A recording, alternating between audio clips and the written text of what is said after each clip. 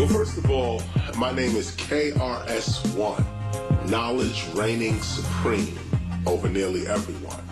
I'm also called KRS the One because I seem to be the first in hip-hop at a lot of things. And I don't need to run down the stats. Go Google it and figure it out.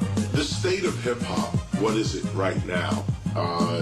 It's 2013. We just passed the winter solstice, December 21st, 2012. Of course, it was predicted to be a rough time for the planet. People are taking their predictions from the Mayan calendar, from the Hopi calendar, from the Egyptian calendar, that, you know, it's the end of the world. And I'm only documenting this state that I'm in right now, as the camera is on me. This is the state that we're in right now. People are just waking up and coming out of the shock that the world did not end, and that there was no reason to go underground or to duct tape your windows. But that doesn't mean that disasters are not still happening on the planet.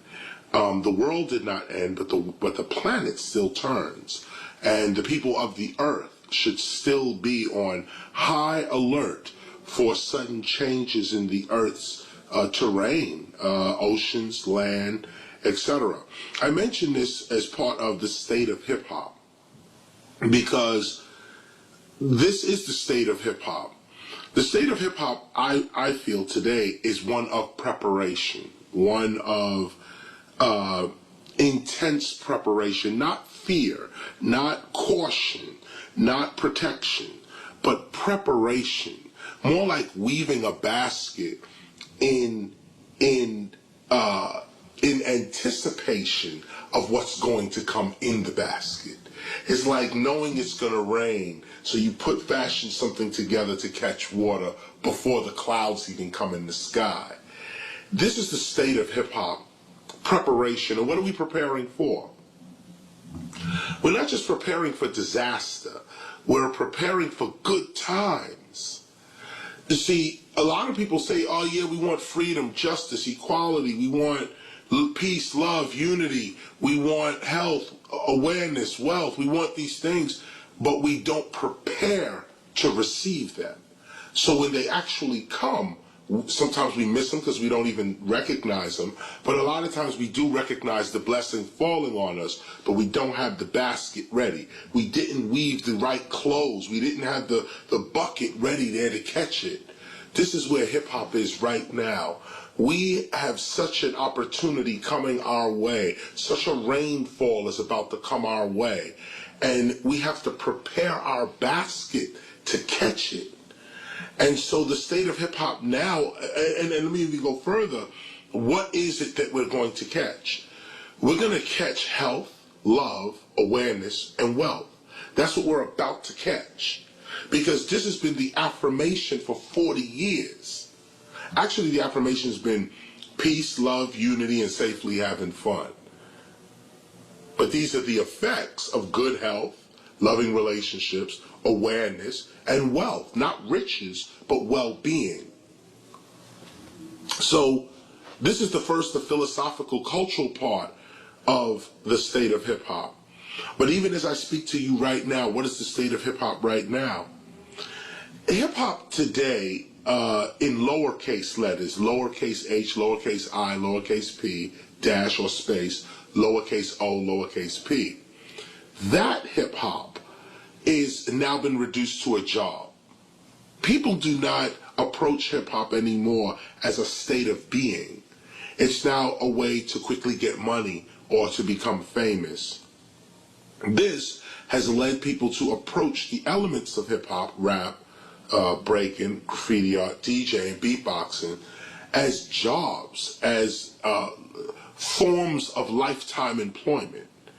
And even though they are great forms of lifetime employment, breaking, MCing, graffiti art, DJing, this wasn't the original intent of these arts. This wasn't the original intent of why you even do these things.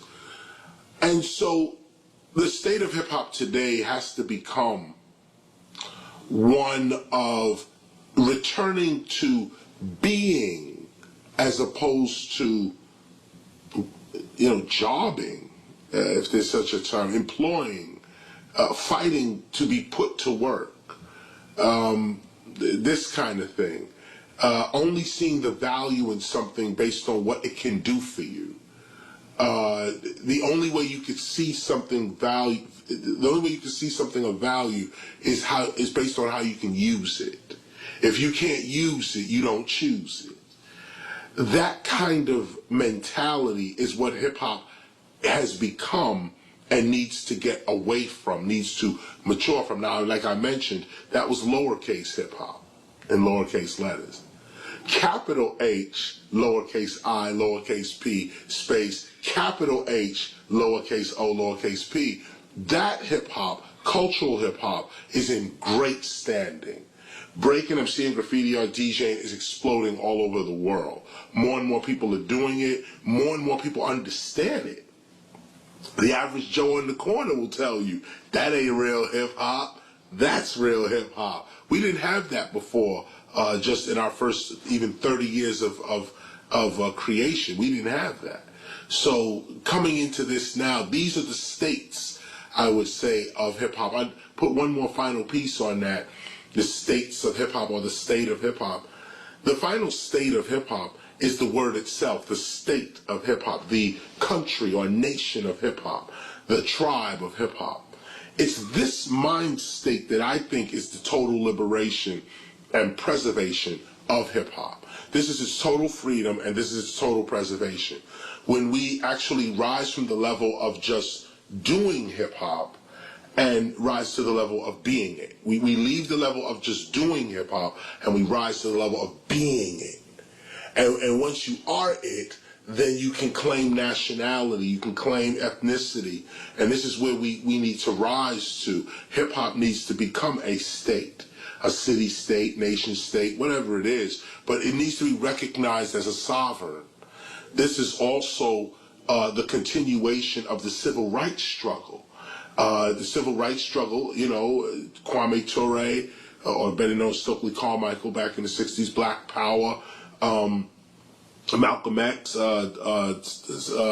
Dr. Martin Luther King, I'm actually thinking of Medgar Evers, the Black Panther Party, the seminal figures that we think about when we think civil rights. Most of them came to the conclusion that civil rights needed to evolve into human rights. And most of these leaders were taking their struggle globally. So we see today what hip-hop's purpose and meaning could be in that sense, to continue the civil rights struggle toward the human rights struggle. And when you look at the human rights struggle, it's not civil rights anymore, it becomes civilization rights. The right to establish your own civilization, to live free as one would choose. We have to test the limits of our freedom, or we really don't know to what extent we are free and to what extent we are still being oppressed. I think if we started our own nation, you would definitely test the limits of your freedom. You would see what other people are willing to tolerate of you and how other people really respect you. As long as you're under somebody else's foot, under somebody else's law, under somebody else's holidays, under somebody else's calendar, somebody else's way to die, somebody else's way to be born, somebody else's way to get married, as long as you're under that, you're not free. We could talk freedom all day and all that, but as long as you're under someone else's tradition, this does not mean to not respect another person's tradition. That's different. That's being a total human being. But I'm talking about, what is your innate tradition? What is it that wakes you up in the morning? What is it that you strive to be good at? Whose opinion matters to you? What community do you seek the respect of? this is your real culture. You may be black, white, whatever, Asian, Latino. It doesn't matter. Whatever your allegiance is to, that's your real nation. That's your real tribe. For me, my allegiance is with hip-hop. I know I'm African American, and I'm proud of that. I have a rich African American history, some of which I put on record. But if I really think about the innate essence of my being, who I really am, well, I didn't call myself African American. I was born into that title. Even my own name of Lawrence Parker, Lawrence Chris Parker, that name was given to me by my loving mother. But if I'm ever going to be free, I'm going to have to name myself. I'm going to have to live according to principles that I've created for myself. I'm going to have to join into a community or seek the honor and respect of a community that honors and respects me. Well, for me, that criteria is hip-hop. And this is what I call the state of hip-hop, which is actually the state of hip-hop, the city-state of hip-hop, hip-hop as a sovereign nation. Hip-hop is magnificent. Hip-hop is the greatest social movement, I believe, of the last 20th and 21st centuries. This is the greatest movement ever. And this, I can't say enough about hip-hop. And here's why. This is what you're not getting in mainstream media. First of all, hip-hop is a human skill. Let's just start right there. Beyond being a multi-billion-dollar industry in a time when the music industry is still collapsing, not just that. Not just the fact that people around the world, all cultures, love hip-hop. Besides that, and I don't mean just rap, I mean breaking, MCing, graffiti, or DJ. People love hip-hop. I'm talking about, here you have a movement that is wedded. It comes from the actual innate essence of humanity itself. Hip-hop is a human skill. Hip-hop is one of the last things that humans can do without plugging into a wall. Today, in our societies today, with the amount of technology that's going on, the vast speed by which technology is advancing and becoming into itself, it is always good to know that hip-hop is around that promotes the use of human ingenuity over technology. What do I mean by this? I mean, breaking, MCing, graffiti or DJing. Breaking is dance. MCing, speak. Graffiti art, writing. DJing, cutting, mixing, and scratching. Not the turntables, but what you do to the turntable is DJing. In fact, if you look at DJing from a paleoanthropologist's point of view, the cutting, mixing, and scratching of early humans is what creates everything from fire to clothing to agriculture. The cutting, mixing, and scratching. This is early human. Speech, early human. In fact, beatboxing, making music with your bodies, this is one of the first things humanity did to communicate with one another. In fact, the Buddhists still hold the ancient tradition of sign language as a form of communication. Remember, sign language was the first communication even before speech.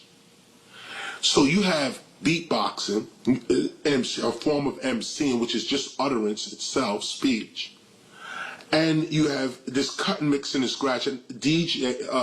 Graffiti art is, I don't even want to get into how, matter of fact, it's the oldest human handwriting on earth. Graffiti art. It's called graffiti, what ancient humans actually do.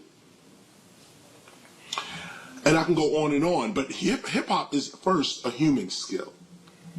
Hip-hop is one of the last things that humans can do without plugging into anything. I'll keep on bringing and singing until your ears is ringing and steaming, gleaming and dreaming true and seeing with meaning. I could do that all day. I ain't plugging into nothing. That means that hip-hop raises my self-worth because I could do this. I could pop, I could get it. That's a poor popping, but those who know how to pop and can actually see it. That popping and locking, breaking, up rocking, windmilling, head, all of that, I could do without plugging into nothing. Or I can't do it, but others can do without plugging into anything. Beatboxing. That right there, all day. You could do that. You don't have to plug into nothing. So right away, first, hip-hop is a human skill. You don't need to plug into nobody's system and draw from nobody's power to express it. Because hip-hop is a human skill, it raises your self-worth when you master it. In addition to that, I said earlier, hip-hop is also a form of lifetime employment. It's not what it's meant to be, but you can approach it as a means of paying your bills, feeding your family, even sending yourself to school. I urge all students that are in college, actually, to take up the art of DJing at the least. Because if you could become a DJ, a good DJ, if you can master DJing, you could put yourself through school. You don't have to come out of school with debt. You can actually pay your way through school, or if you come out with debt, put your degree on the side for a minute and master DJing. The DJing could pay for your degree. It'll pay off your debt. DJs are getting $5, $10, $20, $30, $40, $50,000 for 2-hour sets, 1 hour set. But you got to be good at what you do. So where would you rather put your time? In something that is going to put you behind a desk? Something that might not match your actual purpose in life or what your joy really is? Or do you want to put your time on something that may not even be your purpose either? But while you're searching for your purpose, you're traveling, you're getting publicity, fame, and reputation. You're meeting people. You're doing your thing. Be a DJ, and you're making money. Be a DJ, at the least. This is the greatest thing with hip-hop. This is just a little bit of it. I'll give you one more piece, and then I'm going to cut it off. I'm going to give you one more piece, and then I'm going to cut it off. Here's what's so great about hip-hop. This is a spiritual piece. Hip-hop is the only spiritual practice on earth that is without sin. I know I sound crazy right now, but I'm going to explain myself. Here it go. Hip-hop is the salvation of the world spiritually. Here's why. Because hip-hop is, first, a new spiritual path. What is the hip-hop spiritual path? Well, first of all, we believe God. And we don't believe that we're outside of God. If God is omnipresent, omnipotent, all-knowing, all-seeing, the Alpha and the Omega, how is hip-hop not part of God? Now, if hip-hop is part of God, or a part of divine intelligence, cosmic consciousness, the love of the universe, then what is our purpose for existing? Why did the infinite mind of the universe, eternal mind, why did it think us up? For what reason? What's our purpose? Why are we here? Well, your purpose and why you're here is always right in front of you. So when you look at hip-hop and you look at it, we're uniting the world. We're actually uniting the world with a language that goes beyond words and talk. We are uniting the world around the vision of Dr. Martin Luther King Jr., the I Have a Dream speech, where he says men and women are not judged by the color of their skin, but by the content of their character. Nowhere else in the world do you see that but in hip-hop. Nowhere. It's not being practiced nowhere but in hip-hop. So right away you see we have a spiritual mission as well. Hip-hop is the salvation of the world. Why? Because it's innocent. What makes it innocent? We are not in control of ourselves. We don't have our own land. We don't have our own temples yet. Our own schools, our own courts. How can you blame a person? How could you judge a person who is not free to live their own selves, live their own lives? Either we're oppressed and can't be judged, or we're free and can be judged. Only free people can be judged. Now, of course, I believe in my freedom. I believe freedom comes from within and comes out. So I accept the responsibilities for myself and my culture. But if you look at this politically, if you look at it spiritually, if you look at it logically, any angle you want to come from. If we do not control our own land, if we do not control our own means of survival, then you can't judge us. God will not judge us. We're like children, innocent, in need of knowledge. We're almost silly at times as a group, as a total group, the way we act, the way we depict ourselves on television, the way we're being depicted in mass media. We're not in control of this. So the only way you could judge a person is if they're in control of their actions. Anyone who is not really in control of their actions is what? Innocent. So the life of KRS-One before Scott LaRock, before Boogie Down Productions, actually before 1985, the group Boogie Down Productions was formed in 85 by myself and Scott LaRock, Scott Sterling. Scott Sterling was a social worker at the shelter, a homeless shelter, and I was one of the 740 homeless people there. Most of my story goes forward from there with the social worker, Scott Sterling, becoming my DJ. But before this, counting backwards, 84, 83, 82, 81, I'm in the street, basically, off and on. It started at about 13 years old. It started really at about 12, 13, somewhere between there. I had a vision of myself, and it was really a spiritual moment for me, maybe because I was young, maybe whatever it was. I always remember it as one of these moments where it was more than a dream. It was more than just an idea that enters your head.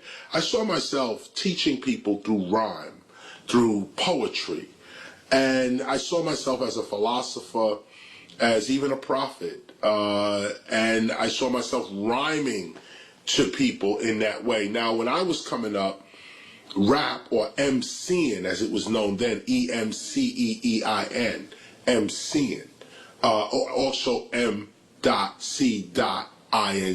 Master of Ceremonying, or MCing. This art, DJing and MCing, in the playgrounds of New York, Bronx, Brooklyn, mostly Manhattan, Harlem, this is the only place where we was able to see a DJ or see an MC. We saw them at the park. And I just knew in my own heart that I was going to be a DJ or an MC or a graffiti writer, b-boy. I was one of these people, or all of them. This scene, this early scene that we used to call the jam, this early scene which would become hip-hop, is what I gravitated to when I was like 10, 11, 12 years old. By the time I get to 12, 13 years old, entering my teenage years, I've already made up in my mind I'm an MC and a philosopher. That's it. I told this to my mother. She agreed with the philosopher part, but the MC part, it was too young, it was too new to even understand how a person would even make a living doing this. And so a few things, one thing led to another, and I wind up leaving school, which was not good with my mother at all. I was in junior high school. I got left back in the 8th grade twice. I never really seen high school. I was supposed to go to Grady, William Grady High School in Brighton Beach, Brooklyn. Never really went.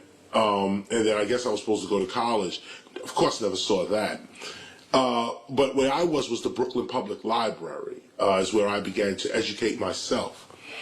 I got in there, started reading philosophy while writing rhymes on the side, but mostly trying to form a conversation. I wanted to be able to discuss philosophy with other philosophers, or if someone asked me, so what do you do? What are you doing? Kind of thing. I wanted to be able to say, I am a philosopher, and here's what I can discuss.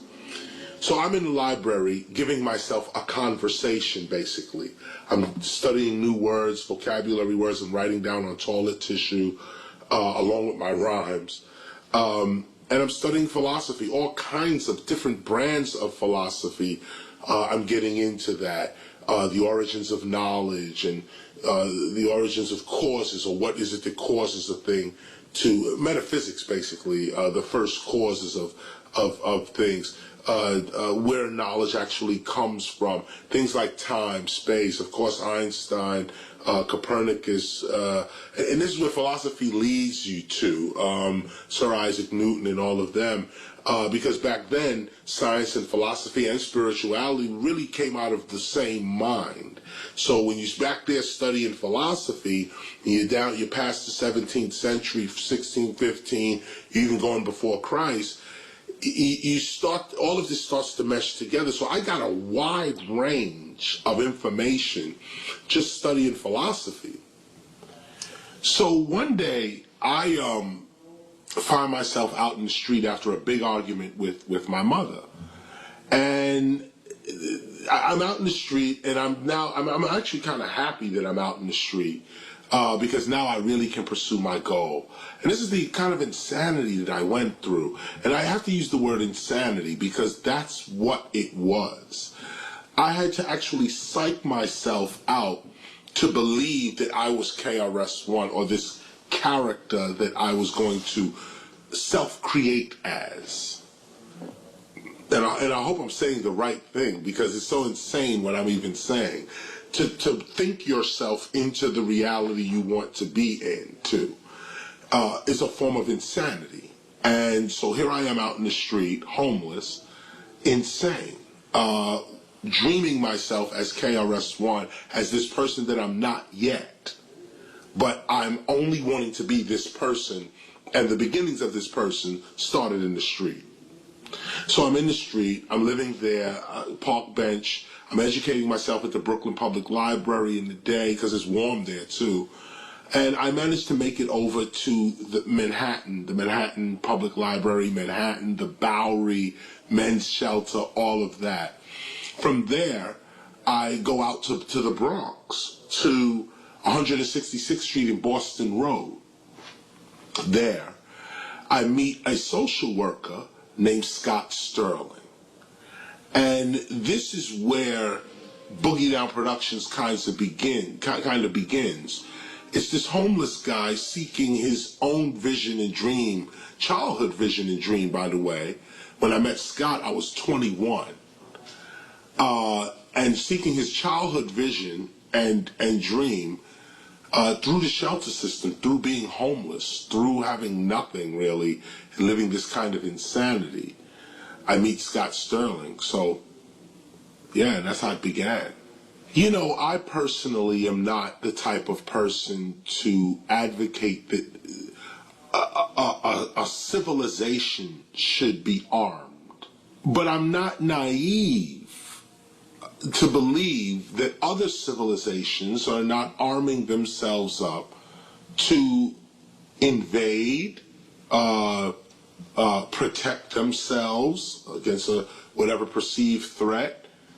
The problem is not so much guns, it's the arms race that seems to be within the minds of humanity.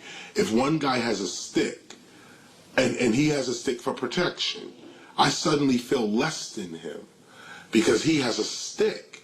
So I start reaching around for my stick. And at least he's not going to club me over the head with his stick. I know this is going to sound crazy coming from a person, KRS-One, someone who advocates peace, someone who still stands by the term stop the violence. The craziness of it all, though, is that I don't think you should ever give up your gun or your weapon, your knife, your stick, your baseball bat. In a society, in the societies in which we live, it's unfortunate that we haven't gotten past the more animalistic instincts of rape. The strong survive, only the strong survive, the strong overcomes the weak, this kind of mentality. You would think in a civilization that human beings can agree on coming together non-violently. That the one thing we're not going to be in this particular society is violent.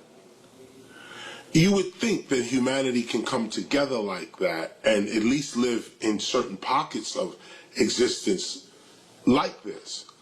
But this is not the case. What's the case is, it seems that if you are lumped in to what seems to be an outdoor psychiatric nursery for human beings, that's what we call a city. An outdoor psychiatric nursery. If this is where we are, if this is what it's really about, you can't give up your weapon because the arms race is on. A clear psychopath is with you, living with you, riding on the train with you. A person who may be depressed, manic depressant, not that this is to be taken lightly at all, but a person who could snap at any moment is always with you in a society, always. People who want to do you harm separately from those who could snap, those who just have conditions of the mind you are living with daily, separate from them. You have people who want to rob you, want to overpower you, want what you have, want to take by force. You're living amongst them too. I can go on, but if you're living amongst this type of person, this type of group, these groups are around you, I cannot advocate that any person give up their weapon at all. In fact, what I would advocate is that you learn how to use your weapon well, that innocent people do not get harmed if you ever, God forbid, have to pull your weapon out. You know exactly how to use it, you know for what length of time you're going to use it, and you operate like a shogun. You show no emotion. You don't put anger on it. You don't put fear on it. You don't even put happiness on it. What you put on it is the threat is stopped. The threat is stopped. Once the threat is stopped, there's no reason for your aggression or hostility anymore. This is the way I would advise that a person uses their weapon. It's not the weapon itself, it's the consciousness that's holding the weapon that determines whether that weapon is going to be violent, non-violent, destructive, or creative. You know, I have a lot of respect for the British royal family. And I know that's light words, so I have respect. I don't even know them. But I can only imagine what it must be like to be part of the royal family. And I mean, even the darker parts of that, being born into a family of such high prestige and what you have to accept of your family. In a lot of ways, we all share the same problems as the British royal family, born into a family that, you know, has its dark secrets and its major victories. And you have to try to uphold the victories and try to either mend the sins of the father or try to forget them altogether. Either way, the British royal family, I think, is a good microcosm of all families in a lot of ways. It's still a family. People don't agree, they don't get along, there's betrayals, there's ignorance, there's all kinds of things going on. But there's another word that's attached to that family, and that's called royal family. Moving away from the British royal family and moving just into a royal family, there are many throughout the world, actually, real royal families. But what is it to be royalty? What is it to really be royal? To be that? To me, when I look at what a queen or a king, a prince, princess, when I look at that, I notice that I take it from the ancient African point of view, where the king was a divine ruler, someone that this person didn't have to campaign for you to believe in them. This person didn't have to spend millions of dollars to convince you through media that this person was the king. When this person walks in the room, you immediately know through vibration that this person is the king or the queen or the prince or the princess. You know this. A real king does not ever have to say he's the king. A real queen never really has to say she's the queen. You know who the king or the queen is simply by the person's character, by the person's aura, by the person's reputation even, which is even after that, but nonetheless reputation. So, again, royal family, first you got to have some power on you, some real power. And this is where I would split the point of view. I would split it and say, well, there is the true royal families of kings and queens, no doubt. But then there is the royal family that is like the Jacksons, for instance, would be called a royal family. Even Run's house, that's not the name of his family, the Simmons family, I guess, in that sense, that would be a royal family where, people who, the whole family is considered special, celebrity, this kind of thing. I consider my family a royal family as well. My wife is phenomenal. Older son's daughter, we're all out of control. And I'm proud of my family, no doubt. But the pride of a father doesn't make your family royal. What makes your family royal is that they are upholding the royalty, the tradition, the breastplate. They're holding that up of the family. And this is another piece of being royal. It's not just exuding some sort of honor when you walk in the room, but also, can you uphold your traditions, your regular family traditions? This is also a form of royalty. So a royal family, just in the end, not only is it the British royal family, African royal families, Asian royal families, in that sense. Not only is it that, but a royal family is also a family that's alive and vibrant, and people know that family over there is really doing it. Senator Rue, what it do? Okay, so here's the deal. They have a DJ up there who has vinyl and all this other type of stuff up there. I have the CD. I just saw somebody with the CD. Someone has it. All right. I just gave the CD to someone. Okay. Track 15 and track 7 on the CD that you gave me, the beat CD. Yeah. I wanted to hear that louder. Okay. So I brought the CD. Okay. And so I'm going to play track 15 and track 7. I just wanted to hear in that order, 15 and 7. Yeah, how it would sound. They have the rest of the show CD. Okay. Loaded up into their computers, but it's going to break up the show CD, and no one's going to know. It's just going to be a free fall. Okay. I'm going to open up with Ron on the same vibe as what everybody's been listening to, and then break it down to the lecture, to our discussion. Simone is coming back with the boards, and I'll go right into, after I spit maybe, who knows, I just feel it, I'll feel it. No doubt. And then we'll break it down. So the boards, you'll know which ones to pick up based on what I'm speaking about. All right. Some of them are the ones from Jamaica. There's those the ones from Jamaica. But I think I'll it's kind of dark in here, so I think I'll be using the white and black, white boards with black letters. Okay. Hip hop and other things like that. So that's really it. So that's really where we are. So I'm gonna talk to the people right here. So here it is. I'm back again. This is a little different scene here. This is a small little spot, actually. This is between tours.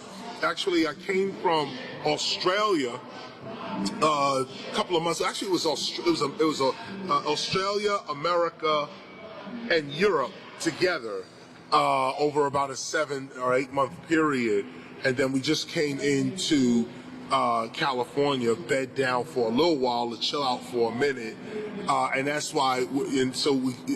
Now we're here.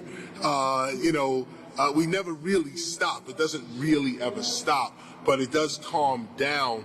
Not the big festivals overseas or the Key Club on Sunset or House of Blues or those kinds of venues. We like to break it down to just small venues where you invite a few people and really get your skill off, really get your purpose off.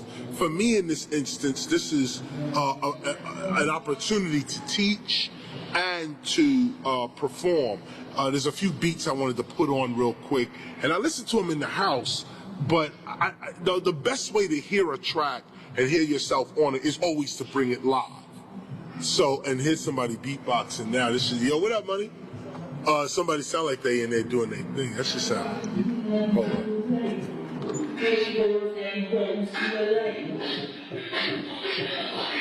Real hip hop is not dead. Here, come outside with me. No, you keep your hand. See, look at this.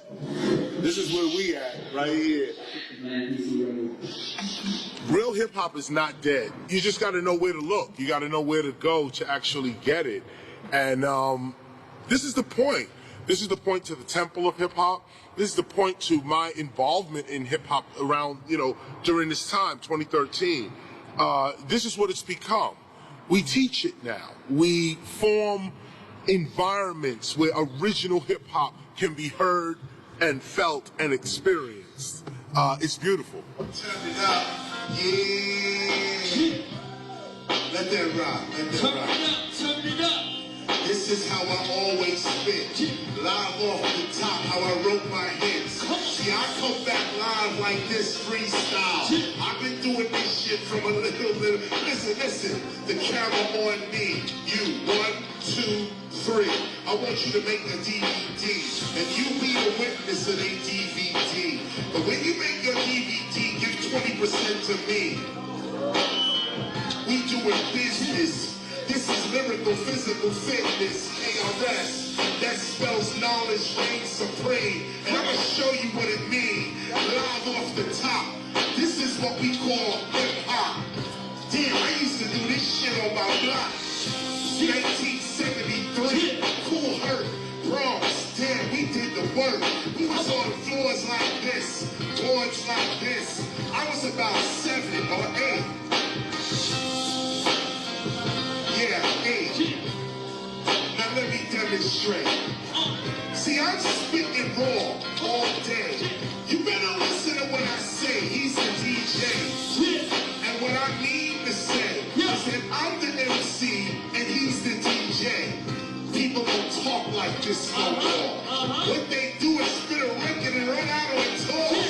For me, this is before I was on John. Back in 1985, see, I drove myself here, right off the 405. You gotta understand, now I've arrived. This is all raw. This is all real. Yo, tell these people how you feel. Yeah, I tell them how I feel, and now it's time for me to reveal. This is a wonderful, wonderful moment. Let me show you why and how.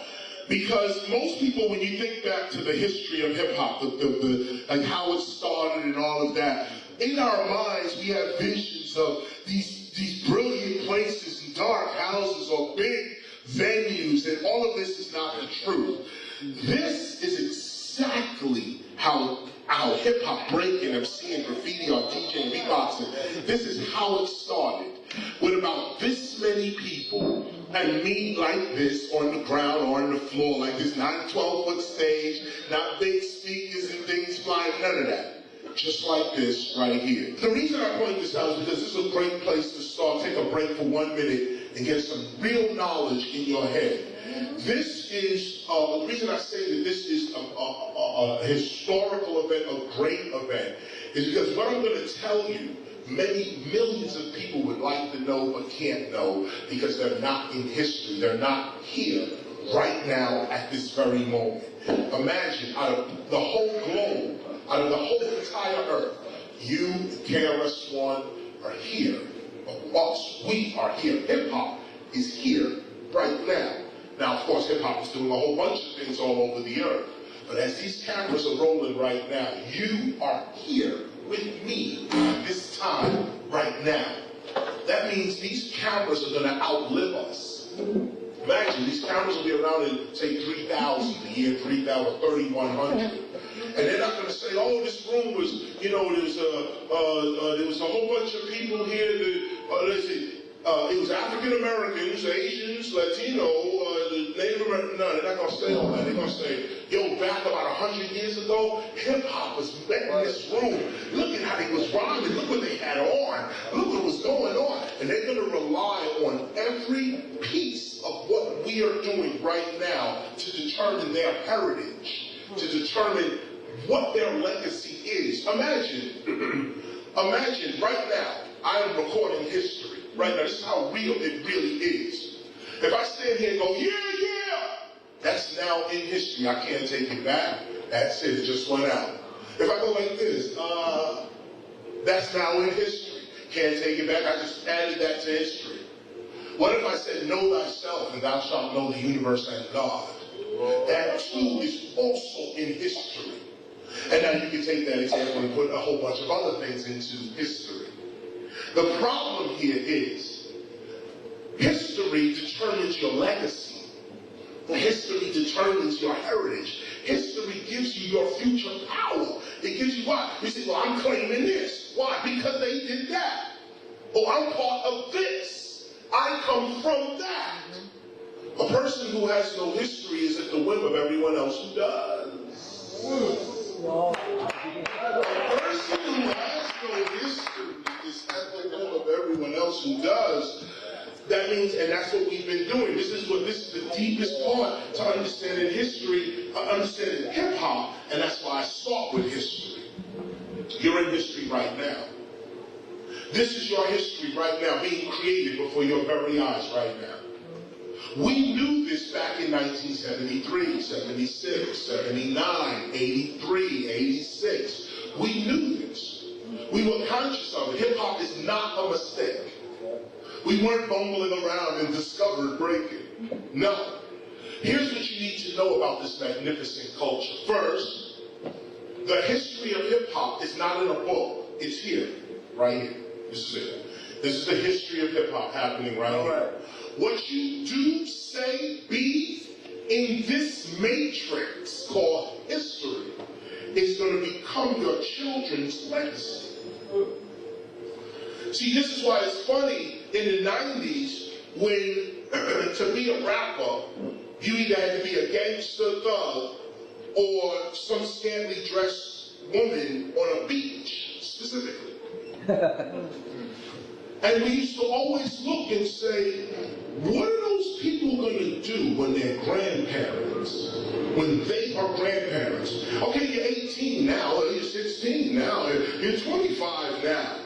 So you're dancing in front of the camera and recording for all history who you were and how you were when you were 18, 19, and so on. Now, years go by, you're 60. And now your 18-year-old is running out the house with something short on at 12 o'clock at night. You're like, where you going? Well, Mom, I got your video. How you telling me when you... This is what parents are going through right now as we speak. They don't realize the importance of history and how what you do in this space is going to become your children's heritage and legacy and your power to guide them in the future. You give up your power when you don't live honorable. All right. You give up your power when you don't live virtuous lives. This is the reason for righteousness, not to look good before God. Right. You already look good before God. The reason for righteousness is that you look good before yourself. Yeah. That you know to yourself, I have not done no evil. Therefore, there's no guilt on me. Therefore, I can think clearly. History first. This is important for hip-hop. This is the importance in understanding hip-hop. First, understand its history. Its history is not in a book. Its history is made by real people every day. The legacy you set down for for your children is actually your movements today. Whatever you're doing, thinking, recording, and putting out today, your children are going to use that as their claim to power. Right. Having said that, so looking at your place in history, what you are becoming now is called conscious. Conscious, awake. Not conscience, which is the feeling of good or bad, moral feelings. My conscience is off because of some act. Not conscience. Consciousness. Being awake, aware, alert. That. This is the next part of hip-hop you gotta understand or overstand. Hip. The word hip means to know. It's a form of intelligence. Hop is a form of movement. It's a springing upward to hop. Hop also means to move forward by leaps. Hip is actually not even an English word. It's actually an African word called hippie cat. And it means one who is aware of his or her environment. This is where we get the term hip from. It comes from Africa into English. And we lose the cat part and get just hip or hippie, H-I-P-I, hippie. It always meant aware, always meant keenly aware of one's environment. In English, it's also now trendy, fashionable, this kind of thing. To be hip means to be trendy, to be fashionable. But originally, if you look at the word hip, the real word hip, it has several meanings. Also, a seed part of a rose bush, like the seeds in a rose bush, those are called hips. Hip can also be, well, it goes on and on. I won't get into it here. It made me think about all the definitions of hip. But the one we're concerned with here is the one that deals with awareness. Hip meaning to be aware. You hip me to that. I'm hip to my environment. I know what's going on. Hip. Hop, obviously, the movement, the springing forward. Now put that together for yourself. And this is not theory. This is what these terms are. Hip, meaning to know. Hop, a form of movement. Hip, awareness, knowing. Hop, movement, leaps, jumps. It's not so much the art that is or is not hip-hop. It's the actual definition of the term itself. Hip, intelligence, awareness. Hop, moving. That intelligence is moving around. So when people are not expressing their real consciousness, they're not being hip-hop. Oh, I am. Do you know why you move? Why? This is the piece right here. Do you know why you move? And this is what hip-hop forces you to think. This is a mental strategy. This is what happened to us. To understand that you're in a space and you're creating this history as you go. And if you are awake to that, then you are real hip-hop. You are the history that's being created right now. You should look at yourself as that. Think of it this way. There's no school for KRS-One. There's no place that I could go to become KRS-One. The first thing hip-hop teaches you is that you are the intelligence jumping forward. Self-creation. Someone else does not have the ability at this level of consciousness to define you. Here's another look at it. My mother named me Lawrence Chris Parker. I named myself KRS-One. The reality is that I start out as Lawrence K. Parker. But in order for me to own my reality, I have to name myself something else. As long as I'm Lawrence K. Parker, I live in a Lawrence K. Parker reality.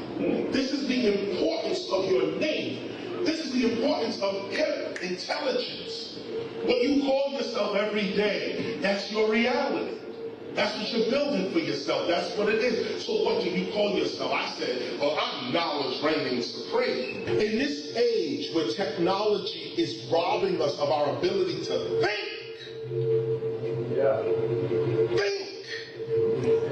Technology has robbed us of the ability to think. Hip-hop comes as one of the last of the human skills. Hip-hop is last of the human skills. It's one of the last things that human beings do unto themselves without having to plug into anything.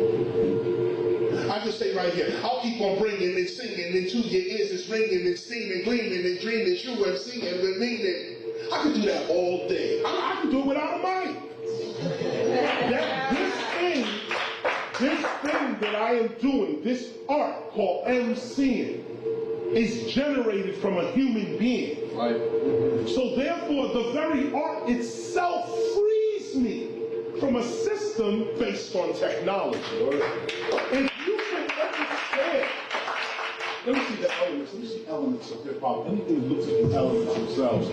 If you can understand the elements breaking of seeing graffiti or DJing, beatboxing, street fashion, street language, street knowledge, street entrepreneurialism, if you can understand these elements, they're not just entertainment. They are freedom. This is how we did it. Don't just look at the rapper on MTV. This is the mind state that we had to be in. I only articulated it in this way. DJing is not the turntables themselves. DJing is what the DJ does to the turntables. That is DJing. DJing is not the equipment. DJing is not the headphones. DJing is what the human does to these things. Cutting, mixing, scratching, that's DJing. And of course, beatbox and fashion language. Look at these: art, music, reading, mathematics, wealth. If you can understand it like this, you're free. You're looking at a free man right now. Forget the talk. This right here is what has freed me. This is why I'm giving it to you right now. This is so real. If you keep calling yourself Lawrence K. Parker, you will exist in a Lawrence K. Parker reality. It is really that simple, and people don't think it is, so they don't do it. They don't try it. I dare you tonight. Try what I'm saying and see if it doesn't work. It does work.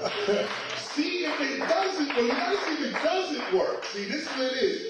And I'm willing to we're recording it right now. It's right here. I'm putting myself down in history. It's my legacy right here. I will repeat the United Negro College Fund, some of that last part up. A mind is a terrible thing to waste. A mind is a terrible thing to waste. And this is what technology is doing to us. As great as technology is, and the mind creates technology. So we're not here bashing technology. We're being recorded technologically, and this mic is amping my voice. It's great. Technology is good. But technology is the science of mechanical and industrial arts. It's not civilization. Right. Civilization is an advanced stage in social development. When human beings get to advanced stages of communication, we can call ourselves civilized. What we live in today is what is probably called a technological society. This is not civilization. Civilization means we all get along with each other. We don't need no cops. We don't need a military. That's when you have civilization. Advanced states in human interactions is civilization. We replace that meaning with a cell phone or a computer or a plane or a car or a boat. Any of the machines or the tools that we use to help civilization has now become civilization itself. We now rely more on GPS than our eyes. Yeah. Than our own eyes. I see people standing on the corner asking GPS if it's all right to cross the street. Is it all right to cross the street? On a phone. Now that's of course an extreme, but take a look. When do you become human? At what time in the day, what hour of the day are you not plugged into something or relying on some technology to exist? At what point in the day? And you gotta ask yourself, wait a minute, I'm a human being. You're not grabbing pieces of me and making me answer my phone and, no, wait, let me grab hold of myself. I'm hip hop. You know, the Temple of Hip Hop began in 1996. The Temple of Hip Hop is a hip hop preservation society and ministry. Notice the words, hip hop preservation society and ministry. You know, we take our cue from the fact that Africa Bambaataa from Zulu Nation, that's the real first hip-hop preservation society. They may not have used those terms, but the work that was being done was actually the preservation of hip-hop. That's Zulu Nation all day. From there, we get the elements of hip-hop, the original elements, breaking, MCing, graffiti art, DJing, knowledge, and overstanding. It's this knowledge and overstanding piece that we take and form the temple of hip-hop. If you notice within our gospel of hip-hop, we have 18 overstandings. The overstandings, which is also a term used in a variety of spiritual circles, this term is beyond understanding. Understanding is comprehension, intellectual comprehension. I understand what it is you told me. I comprehend it. But overstanding is when you actually have experienced your comprehension. Not only do you comprehend it, but you have an experience with your comprehension. You overstand it. So the Temple of Hip Hop is designed to actually do the actual preservation work. And when we started to do the research to put together our body of knowledge, we realized that we are not just doing hip hop, breaking, MCing, graffiti art, DJing. We are also it itself. We are being it. We're not just doing hip hop. We are hip hop. We are the actual utterance of that term. When you say hip hop, you don't think of nobody but us. This is a specific term. So I say all of this to say that there's more to it than that. And those who have the gospel of hip hop already know what it is. But it's things like this that inspire young people coming up to be what it is they see themselves as and not get hampered down by social restrictions or some old dude telling you got to do it like this. No, that's not what we're about. It's not what the Temple of Hip Hop's about. When I was coming up, I was inspired by everybody. Oh man, I take it back to Muhammad Ali. He was an MC. I mean, everybody knows him as a boxer, but Muhammad Ali was a cool MC, man. He used to say some fly rhymes before he knocked the dude out. Brilliant. Take it over, of course, to watch poets, last poets. Oh man, Gil Scott. These are just the staples. And I'm not just shouting these names out. I mean, The Revolution Will Not Be Televised by Gil Scott. That is classic poetry, and it documents the time. It was people like Kool Moe Dee from the Treacherous, actually the whole Treacherous Three. It was actually Melly Mel. These people, MC Shan, Roxanne Shante. These people were actually the seminal figures when I was coming up. I was influenced by a lot of people. I mean, Bob Marley, Yellow Man, taking it over there, U-Roy, I-Roy, getting the DJ, the Sound Clash tapes of Saxon and Coxon Sound, and GT International, of course, Stone Love, all of that. You mesh all of that in with of course, the Little Temptations, Isley Brothers, and you get what a lot of hip-hoppers call their style. I was really no different in that regard. I haven't even achieved my greatest achievement yet. I haven't even achieved it yet. The greatest achievement, I would say, would be my children, the raising of my children. And I'm not achieved in that yet. In that sense, another achievement would be hip-hop itself. The fact that people look at hip-hop the way they do makes me smile today. People don't like the way it sounds on the radio or whatever, but I remember when there was no hip-hop and there was no access to radio, there was no access to nothing. To now see hip-hop everywhere in the society in which I live, in my lifetime, to me is absolutely brilliant. Absolutely brilliant. Of course, I'm going to publish more books, albums, everything. I'm always recording albums. I'm just always recording albums. I'm always in the studio. Tonight, I'm going to do something right now. Actually, hope we record it somehow. This may wind up an album somewhere. But book-wise, The Gospel of Hip Hop, of course, was 2009. Ruminations was 2003. Before that. And 1995 was The Science of Rap. All of these books are first. The ones that are coming out after this is actually my wife's book, in which I'm editing, called Identifying Your Faith. I'm also putting a piece together called The Real Nigga, N-I-G-G-A, which breaks down where the term nigga comes from. Both N-I-G-G-A, the word nigga, as well as the term N-I-G-G-E-R, where they both come from, how people approach it. I don't think a real scholarly, in-depth research has ever been done on the word, but we have so much opinion about it. So I'm writing that up as well. And then there's several other projects as well. I have to get into something called God's Son, which I take off the Nas's album, God's Son, and I flush out the idea of what is God's Son. And I realized through the etymology of the English language that sound was originally son, or son was originally more related to sound than it is to a male child, a male child of a parent.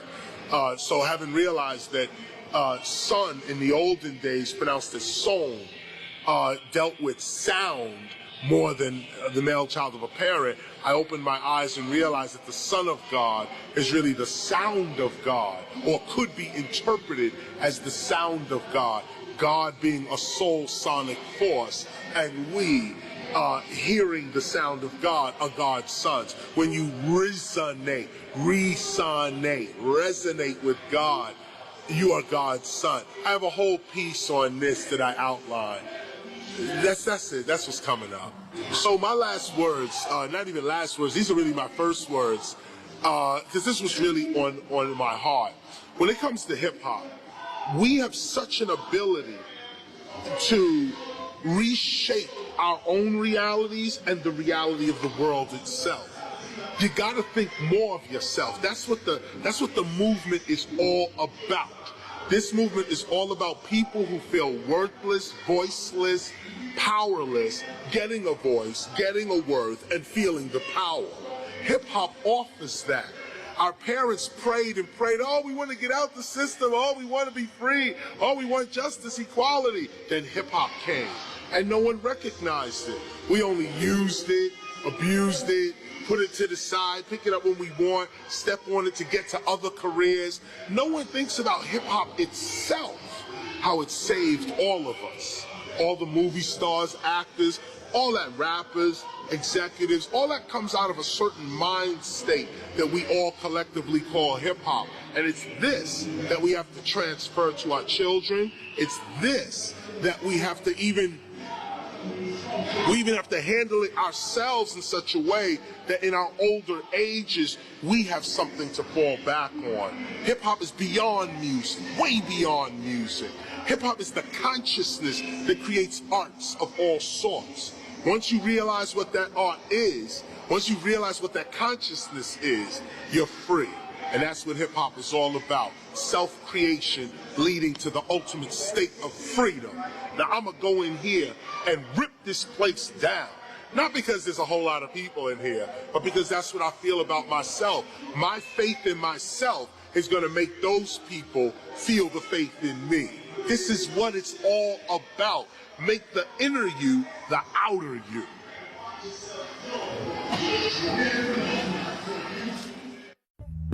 Don't contradict the style. Don't contradict the style. My purpose is to warn. Don't contradict